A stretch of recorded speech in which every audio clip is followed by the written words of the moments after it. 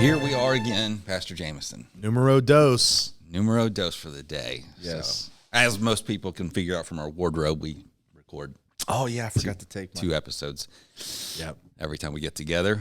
So you don't have to drive down here every week. But every week I refer to you every time we start as Pastor Jamison. But how long have you actually been a pastor?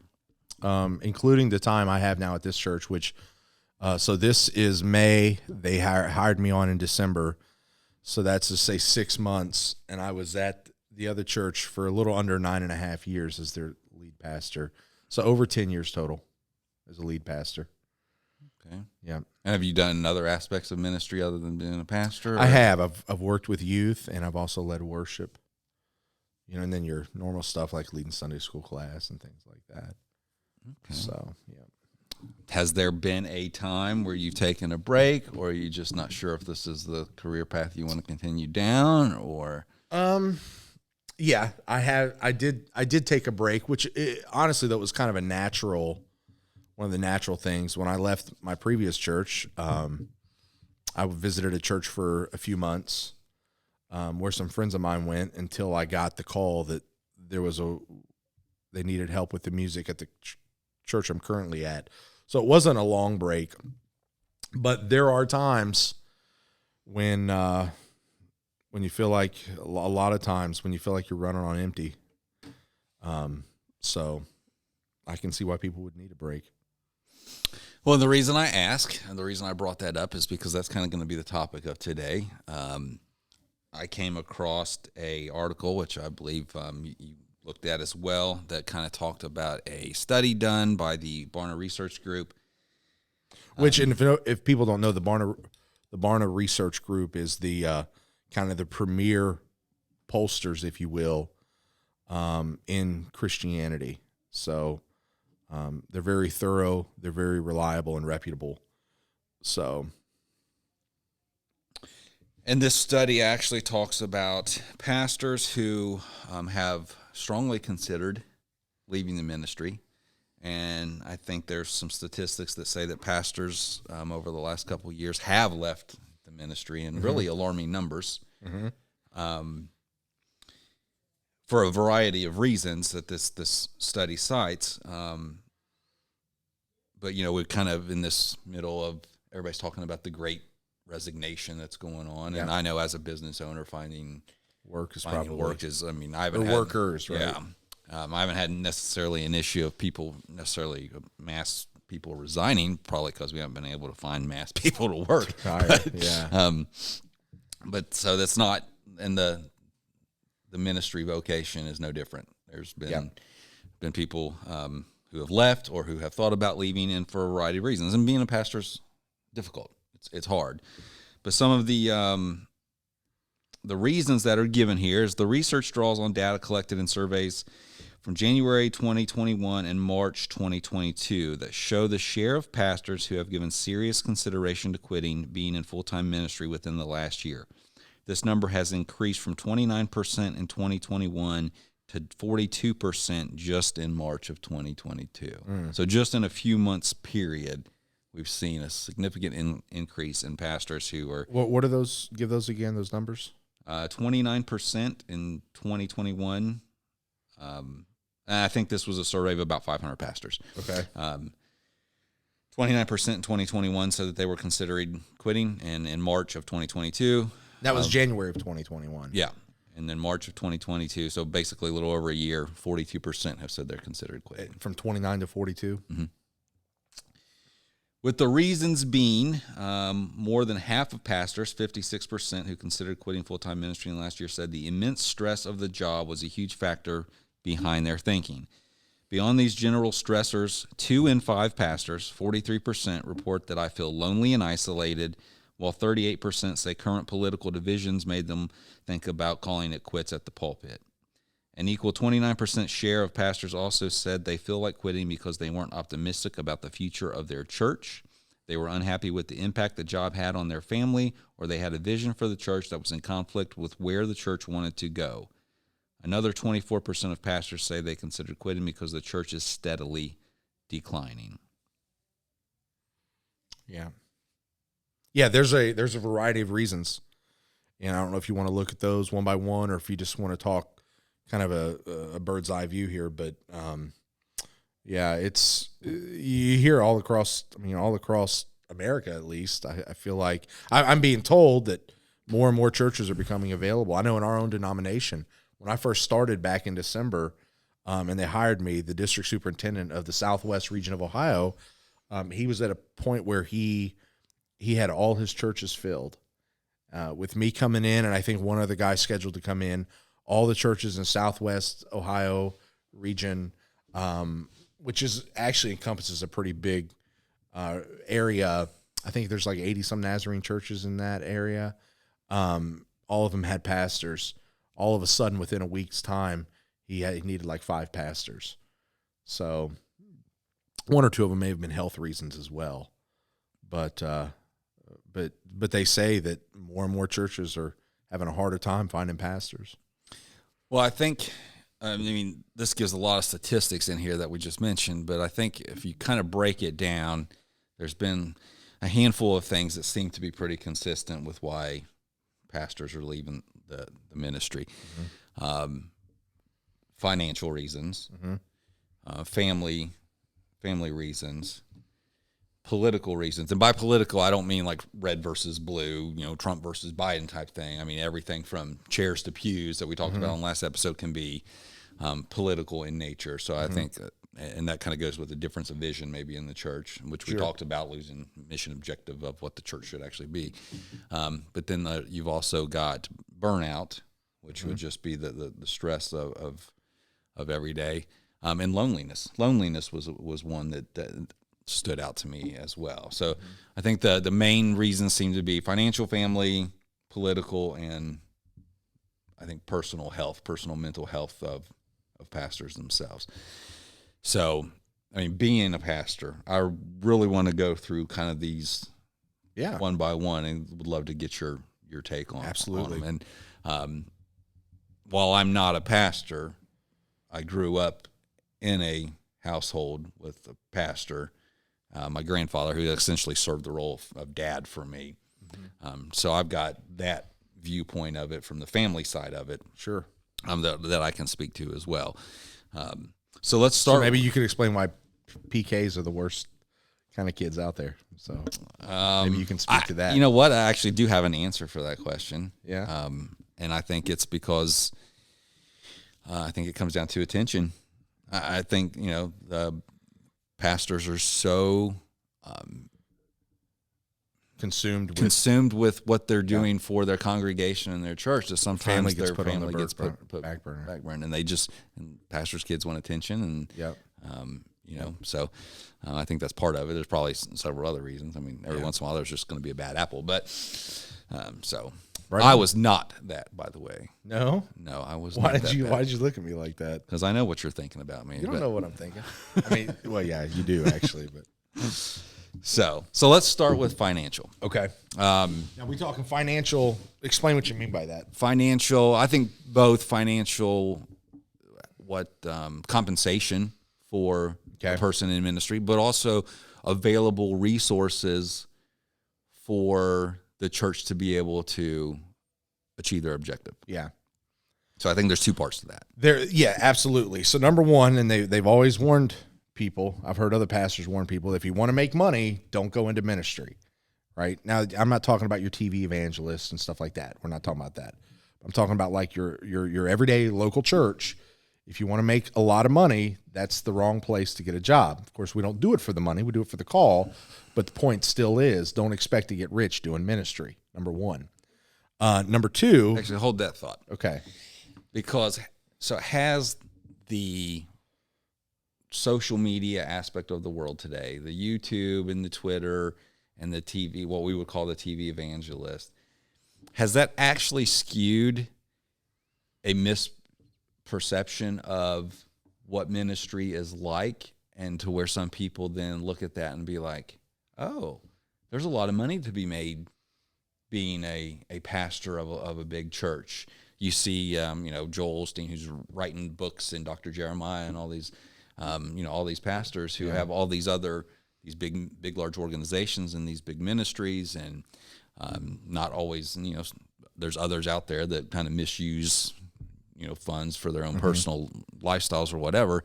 But does that give a false impression of what compensation for ministers is actually like? Probably, because with those things, when you have camera and lights and stuff like we have here, people start thinking automatically of fame and glamour, and the attention gets to be put on me, and I get my name out there, right?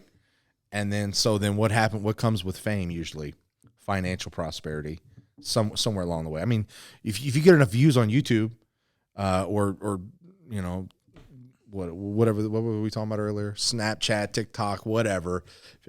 Some of those, if you get enough views on those, you can make money, So now there's money to be made all over the place, And so I think that does play a part in it. So you see these preachers who are getting all these views, and then they're getting paid for it, and they got these big churches, and they're probably getting paid well, and all of a sudden when you equate ministry, when you think of preaching, you equate that with what you're seeing, and that's probably just 2 or 3% of the reality that exists. There's a lot of bivocational ministers, and they're bivocational because the church can't, one of the big reasons is the church can't afford to pay them, but because they're called, they do it anyways. Well, most churches throughout the country are rural, 100 or fewer members. So you're right. There's not a lot of, basically a church exists off of the tithing and donations of their members. Right. So there's not a lot of money to go around to not only do what the church needs to do, but to pay the ministers.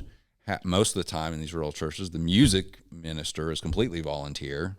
There's a lot of churches, yeah. Usually, sometimes in these churches, the only person that gets a little bit of money is the lead pastor, who also may serve as lead pastor and music pastor and at times and greeter and everything else. Yeah. So I think there's everybody sees these large churches, but most of the churches throughout the country are not represented by what you see on TV. Right. Yep, that's true. That's true, and we find that at our church. Now we're in a little different situation because we have had some people. Gary, who's with us today, has stepped up, and he's been helping with music and some other ministries. Mark's with us today. Appreciate these guys coming from the church. I think he's looking on becoming our church chef, so he's going to do some cooking for us. We're excited about that. Unless it kills us, then we won't. Then we'll be in heaven. Maybe we'll be excited, but no. But so we do have some resources from which to pull from being a smaller church. That like I said in the last episode, we are growing, and I'm thankful for that. But there's a lot of churches that can't even do what we do. The church I came from before, like our music minister was like a college student. So we would draw from the local college in town. They would help out. I was paid on a part-time basis. I was the only one being paid on staff, as the pastor. But yet you still have to be available 24/7. You've got meetings you've got to go to. You've got things that are required from the denominational side. So there's a lot of pull in different directions. And yet not a lot of the pay is not really, especially if you listen to Jordan Peterson. Jordan Peterson says the average person should see themselves as being worth $50 to $75 an hour. And he said that might be on the low end. There's no ministers out there, with the exception of a few, that make that kind of money. But he wasn't talking about ministers. He was talking about just anybody in general. So, but it's hard, man. It's a rough business because, as you said, the wealth of the church, or the prosperity as far as the resources available of the church is what I mean, is totally dependent upon people that give to your organization. We're not out selling products. We're not out selling Bibles, right? We're not making money through a service or a product that we're selling. It totally is dependent upon people that agree with what your organization is doing, and they want to support it through giving out of their hard-earned money. They want to give you some to help, give it to God to help you keep that work going. So it's a different ball game.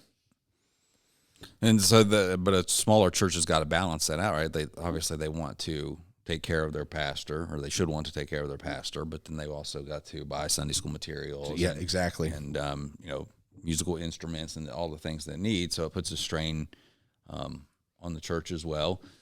My goal is, I'll tell you, as a pastor, Clay, my goal is to get to a point in my life where I'm self-sufficient financially, where I don't have to take anything from the church. That's the place that I would like to be. I do believe the Scripture teaches the laborer is worthy of his hire, not just the pastor, people that do the music, people that pour themselves into the church, whether it's the secretary or whatever. There's a lot of work that goes into the church, right, from other than just the pastor, and I believe that God is okay with us compensating those people for putting into his kingdom. But I would like to get to a place personally where I don't have to rely upon that to help pay my bills at home, because I don't want to be a burden to the church. I want the church to be able to grow and have that freedom to put their resources where they need. So it's just kind of me being transparent. That's a goal of mine. Well, it puts a strain. I mean, the number one cause for divorces is financial disagreements, financial struggles, financial strain. I mean, it puts a strain on a family when even if you're a pastor, you still got kids that want to play Little League. You still got medical bills that come up. You still got to have a car to drive. You still need a place to live, which is why you see a lot of pastors as bivocational. But yes, they want to serve the church and they're serving their congregation, but they've also got to serve their family, and that pressure can mount, especially when when finances are tight. Yep. So absolutely. Which probably then is a good lead into the next point, which is family, right? Mm-hmm. So explain kind of what the article was saying about that. Well, that a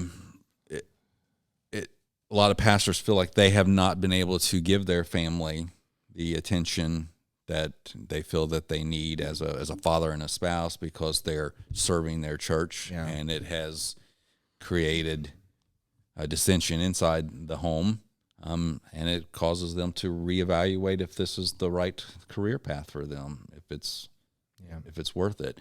And I think we were joking kind of about pastors' kids, a few minutes ago, but I know that my mom, your dad, they at times felt like they were neglected because, grandma and granddad spent so much energy and time and towards the church and building the church and doing what they were called to do, that there was an impact, I think, on the family. And I think that's across the board with a lot of ministries.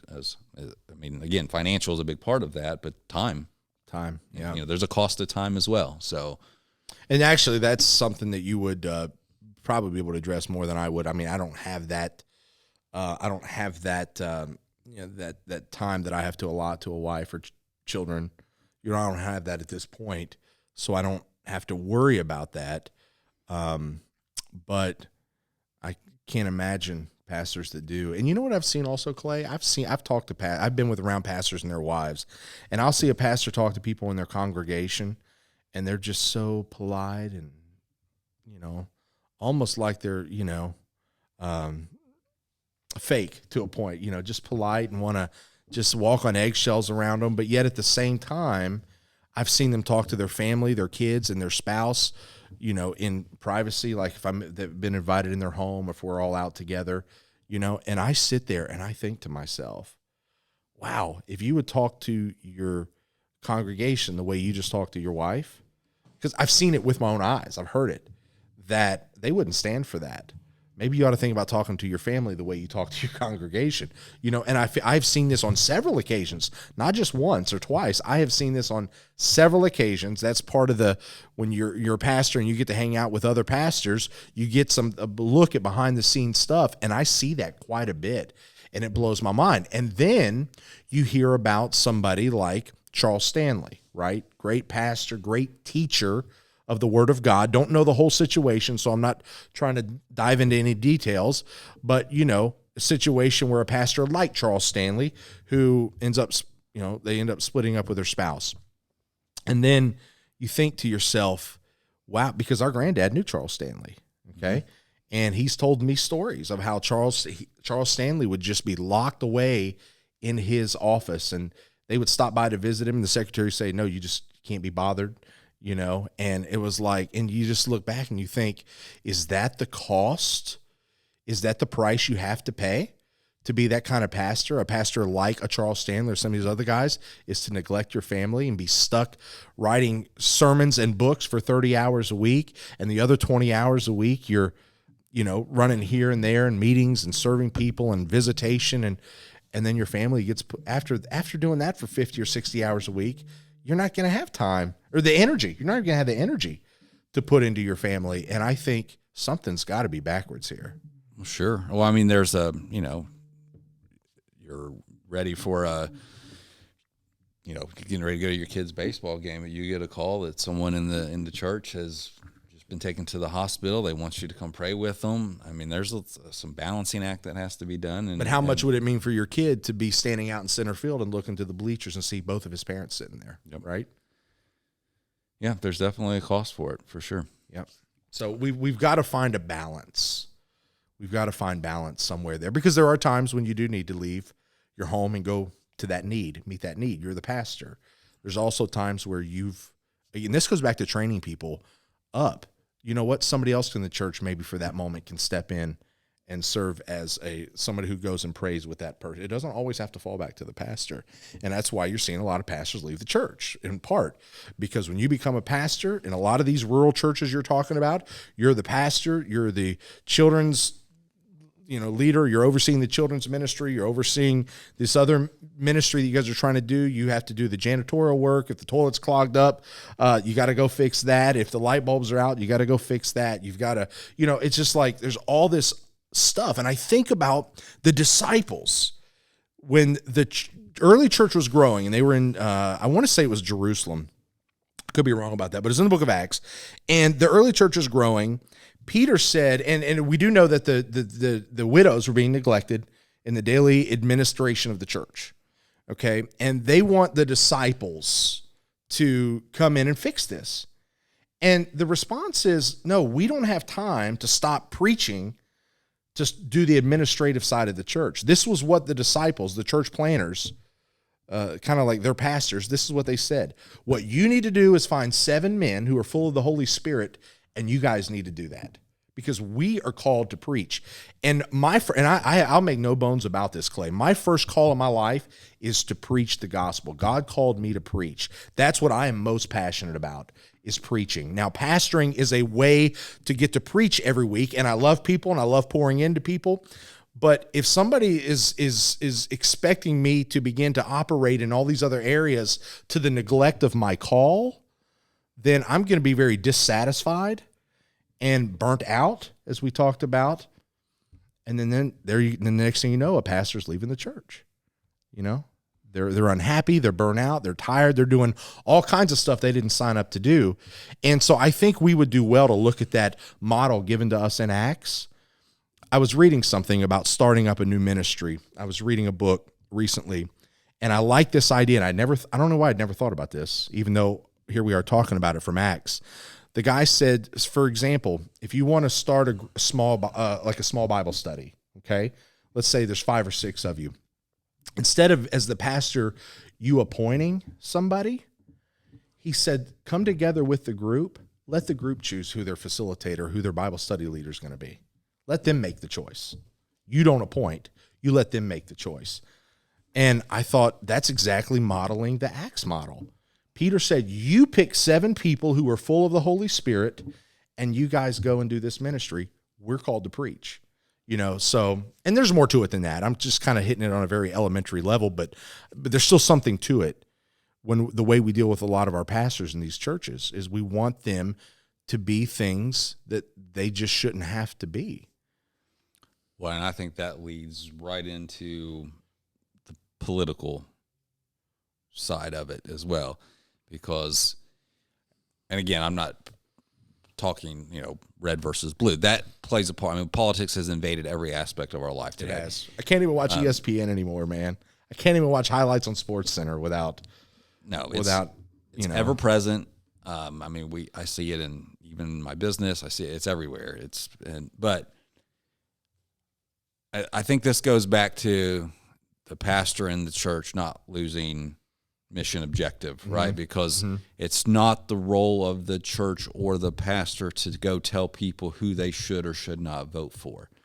But if you are teaching them what the Bible says, then Christ will work through their hearts and their conscience for them to make the decisions that they need to make. That are most representative of biblical morality and on and on. But the congregation doesn't want that. They want you to give a definitive answer. They want to bring in the politics, whether it be chairs versus pews or the color of the carpet or this person shouldn't be teaching Sunday school because they're a Democrat or a Republican or whatever it is. You know, all of that funnels its way right up to the pastor, and he's now somehow got to manage all of this, the different personalities, different opinions, and he's expected to put down the law, and some people are going to agree with it, some people are not, and you're never going to make everyone happy. And I think that's causing probably more burnout today than a lot of the other things. But I'm going to say something that I'm going to give Alex some extra work. Alec, I want you to edit out this next comment I'm about to make here.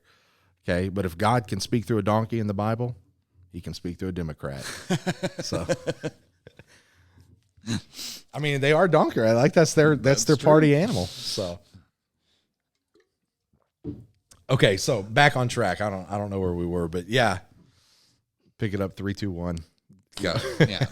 So the politics wear on people, and again, I think it's back to losing mission objective, but the politics I think also go along with creating a business.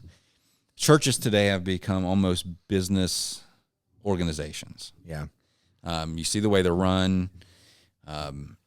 Of course, there's church planting organizations all over the place, and they kind of plant these churches, and they're run almost like a business, and the pastor's the CEO, and he's supposed to handle all of this. I don't think that was the design of the church, in my opinion. Correct. I think it causes more problems, and I think it actually causes not only financial problems, I think it causes political problems, and I think it loses focus on what the goal of the church should be.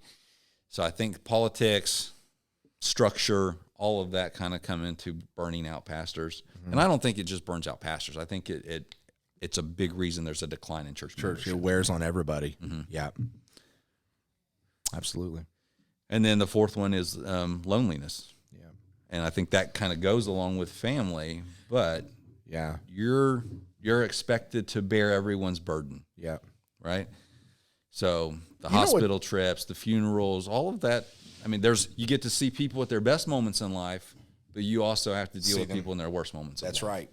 You know what surprises the heck out of me is that as a single minister who's been pastoring for 10 years, nobody, not one person, has ever called me up and said, "Pastor, do you ever struggle with pornography?" I've never had anybody ask me that one time. Knowing that the pornography industry is invaded the church, and people in the church and outside the church and everything struggles with that, and it's grotesque, and it's spiritually detrimental to our health, and pastors all over struggle with that. Nobody's ever asked me that. As a single minister, Jamison, are you taking steps to ensure that you're remaining pure in your life? Do you struggle with? Nobody's ever asked me that, and that still to this day blows my mind that nobody's ever even bothered to bring that up. And it kind of bothers me. I asked another pastor that, a young pastor who took over the Elmwood Wesleyan Church when I left there. And I asked him one day, I said, how are you doing spiritually?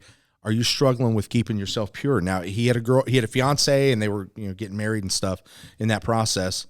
And he said, "You know what? I have struggled with that, actually." He said, "Nobody's ever asked me about it but you." And he said, "I appreciate that." And I feel like sometimes the church, we miss some of the most basic things, because we're so inward focused, or we're so focused on the lights and the cameras and the action, let's entertain at the church, that we're missing some of the most basic things. And that's just what being a disciple maker is all about. Living life with people, walking side by side every day with people, and helping him in these struggles. But a lot of this stuff goes unnoticed. I bring that up because we're talking about loneliness. When the most lonely time for me, the most vulnerable time for me through the week is? Sunday afternoon / Sunday evening. You know why? Because I am emotionally spent. You know why I'm emotionally spent? Because I've been at church all day. Something else I'm going to throw out there. Do you know how many people, as the pastor, Clay, because we're talking about pastors leaving the church. We're not talking about necessarily members' church decline. That's a side note, but we're talking about pastors leaving the church. Do you know in church, if I don't run, essentially I have to run out to say bye to people? I'll blink my eyes and they'll be gone. Nobody ever comes up to me. Very rarely. Rarely. Some do. I shouldn't say nobody does. Some do. I've got some close friends that do. But by and large, people, they're gone. And if I don't run out to connect with them, they don't ever try to connect with me. You know? And like I said, I got Gary and Mark here with me today. They're good friends of mine. They're probably the exception to the rule, but most people don't do that. And it bothers me. And then so you got all these pastors struggling with loneliness, struggling with temptation of sin, just like anybody else, but nobody's ever asking them how they're doing. So I don't know, man. I guess you kind of hit a hot topic button for me, but I can understand why they struggle with loneliness, because you are depleted. By the end of Sunday, you're depleted. Anymore, I got a buddy of mine, Gary, he asked me to go to Sunday night church a lot. You know what? By the time Sunday night rolls around, I don't feel like it. You know, I mean, I feel spent. Because I've been doing, trying to figure out problems before church, if it's sound system or this and that. I've been trying to pour into people, love people. Then you preach, you're up there sweating. By the time Sunday afternoon rolls around, like I've got to recharge my battery. You know what I mean? And it's a very lonely time. That process is a very lonely time for me. And not too many people reach out and say, hey, how are you doing? So there needs to be greater accountability for pastors, I think. Not accountability in the sense of holding them accountable for their sins, that too, but I'm talking about greater care for our pastors. Pastors are the ones doing the caring. They need people to care for them too. Pastors need pastors. You know what I mean? And I think by and large that's missing in our churches. Especially today. I don't think that was the case maybe 30 years ago. I think there was more of pastors were looked after a little bit more, I think. I know I saw it with Granddad. They've had so many close friends over the years, and it wasn't just they're still in contact with. My grandmother's still alive that she was in contact with, from churches they pastored 40 years ago, that still reach out to check on her. I think that's important. Mm-hmm. Well, let me ask you this. So all of these things, the financial, the political, the loneliness. And you and I have talked about this before, and I have conversations with other people about this. Do you feel, obviously there's situations that are stressful to you. There's days you're spent. But you've mentioned this a couple times. You feel you've been called to do this. You've been called to preach, and the way you do that is through pastoring. Because of what we talked about kind of with the financial in the first part, and this maybe misperception of this is a vocation that somebody can make money in. Do you think a lot of this burnout and people leaving the church is because they just viewed this as a vocation and not a calling? And if so, does that have a difference on how they handle these situations and stress? It definitely makes a difference.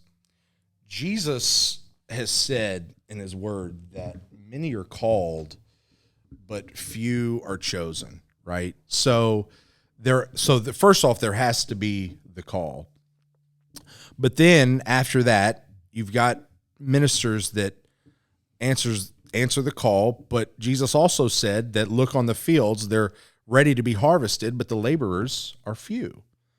So now all of a sudden you've got churches, and rightfully so, they're advertising on secular sites saying that we've got an opening for this ministry position or that ministry position. And some of these more prominent churches can pay very well. And it's a way to make money.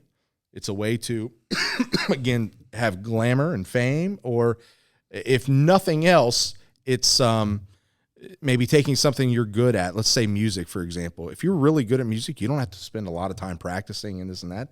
You can show up on Sunday morning, maybe do a few things through the week, show up on Sunday morning, put in your half hour and make some good money, right? In the right church. So I'm sure there is a lot of that out there. And we're going to see more and more of that, especially as the church and the world intersect. You wonder some of these pastors, how many of them they leave because of the way they're treated or mistreated or whatever the case may be. Or you wonder, some of them tend to leave perhaps because their heart really wasn't in it to start with. They were in it for ulterior motives. Money probably be one of them. I think money's one of them. I think another one is pressure. And what I mean by that is growing up in the church, like I said, even though he was biologically my grandfather, he played the role of dad really for me. I can't tell you how many times people would come up to me. I mean, there was expectations I was going to follow in Daddy's footsteps, and I was going to be a pastor. And I loved the Bible. I love reading about the Bible. I love talking about the Bible, and I've spoken in churches. I was not called to be a pastor, and I know I was not called to be a pastor. And I think because you see it, there's a lot of, quote, family business in ministry, where it was grandfather, father, son, all of that goes down. Yep.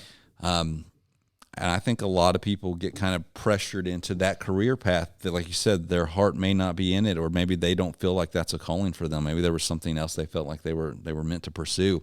Right, but you don't want to disappoint your father or your parents or the members of your church or whatever the case might be. Mm-hmm. Yep, that's true. Yep. So I don't have to worry about you coming for my job? Nope, not at all. Okay, good. Not at all. And guess what? You crawl under houses all day, I won't be coming for your job either. Yeah, there's a lot of people that's not coming for my job. That's the problem. But anyway, I would challenge congregations to spend more time caring for their pastors. I think the pastors need it. But I think also, as a pastor, like you've just done here today, it's also your job to let people know that you need to be cared for. That's right. As well. That's right. So, yeah, we can't. Yeah, it's okay to be transparent with people. And I think sometimes that's something else, talking about pressure. Sometimes as a pastor, you feel you have to carry this certain, you got to have your life all together. And you want people to see your life that's put together very well. And sometimes it doesn't mean you have to go on YouTube and tell what all your private struggles are. I don't mean that, all of them, but I do mean that, you can be transparent and, hey, I'm human. You struggle with this. I struggle with the same thing, and church is meant to be a community, man. We have become so structured to where there's one man at the top, and then it all funnels down from that. No, we are meant to, as a pastor, there are things that I cannot do in church service as well as other people. But because they think it's my job, I end up doing it. It doesn't get done as well, So it would probably do us well to look at that whole structure and maybe just revisit it. I mean, right now in the church, Clay, it's a runaway freight train. I'm not going to go to a Nazarene church and say we're going to totally change the way we structure our leadership. That's not going to happen. It's already set. It is what it is, right? But I do think that we can at least tweak some things to make it more of a team effort and not just a one-man show, because that's where you get in trouble. Well, there you go. So those of you out there listening, if you go to church this week, walk up, give your pastor a hug, tell him you love him. I think he or she will appreciate it. And tell him how handsome he is. There you go. Tell him how good he smells. All right, we're going to end right now before this gets completely out of hand. No, they wouldn't say that to me. As always, I enjoy doing these with you. So we will stop here, and I appreciate you and love you, brother. So, well, guess what, Clay? I appreciate and love me too. So there we go. Love you, brother. All right, we'll end on that one. Till next time. All right.